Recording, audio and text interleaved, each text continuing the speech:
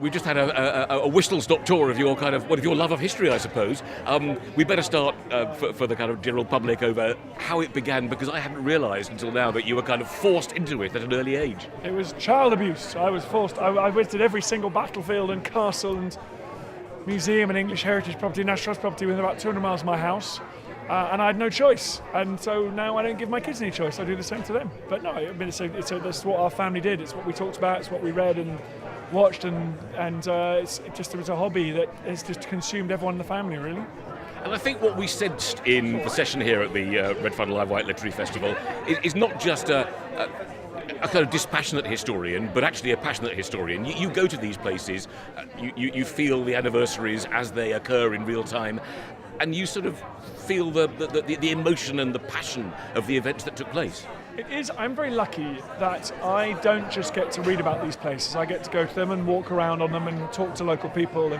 So when I've been to the Falklands, I've talked to people what it was like under the Argentinian occupation. I've met Auschwitz survivors. I've seen their tattoos that the SS gave them. So I'm very lucky, and it's easy to love history when you get to do those things. And I'm purely because I've been on TV and now podcasts and digital like you guys, that I've got the resources to do that. So I've just been extraordinarily privileged, really, in my career. But it does mean that you can write about events and discuss events differently when you're actually there. When you get stuck in the mud at Passchendaele, when you're in a howling southwesterly gale in the Scilly Isles, when you see the size of Hitler's Atlantic Wall on the French coast, I think you're able to talk about them and describe them a bit better.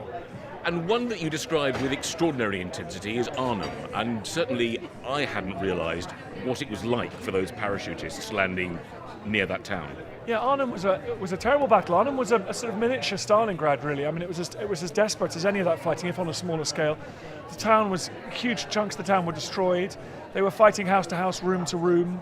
The landing zone was literally on fire as well as metaphorically on fire. The Germans and the British were contesting the landing zone whilst British reinforcements were trying to land on it. It was a terrible, terrible battle, and it was in a way quite close to working, which is the great tragedy. You know, the town was destroyed, a lot of paratroopers lost their lives and were taken into captivity, and Montgomery's plan to get across the Rhine, well, it may have been fatally flawed, but it almost worked. In the questions from the audience here in Cowes afterwards, two things sort of leapt out for me. One is, you didn't quite say this, but I'll put it to you now, historians deserve part of the credit for human progress. Yes, they do. I think people are very negative about. They go, "Oh, nothing's changed. Same. We're all still going to war." Well, actually, things have changed dramatically. There are far fewer wars than there used to be. An infinitesimally small number of us are killed in violent conflict now compared to our per capita, compared to our ancestors. Life is no longer brutal, nasty, brutal, and short. We have helped to build a world which is remarkable. We have a robot on a comet, a meteorite. We have another one on Mars. This is an extraordinary civilization that we're building. We still have huge problems. Some of our leaders, we're not very good, I don't think, still at how we govern ourselves. You look around the world at some pretty shocking leaders at the moment. But we deserve credit, all of us deserve credit for looking at the previous generation and enlarging and expanding and improving upon that. And the historians can help to do that. Now, the kind of broad sweep of history question we're also asked is, look at the politics of the moment. Will that feature in history? And you said something quite unexpected in response to that. They'll be trivial compared to the tech.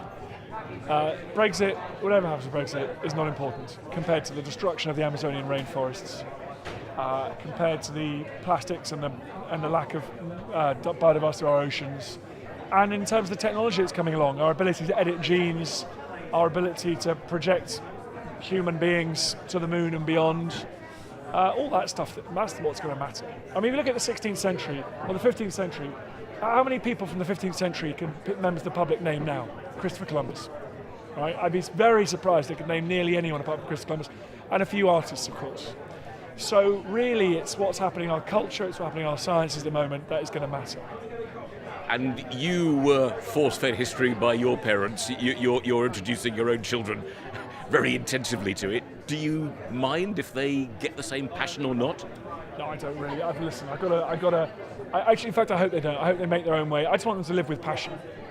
The one thing I've learned, been lucky enough making history programs, travelling all over the world, meeting archaeologists, meeting dendrochronologists, meeting the people, osteologists, meeting historians, meeting archivists. The one thing I've learned is you live a long time on this planet and you better find something you enjoy doing, otherwise it's a bit grim.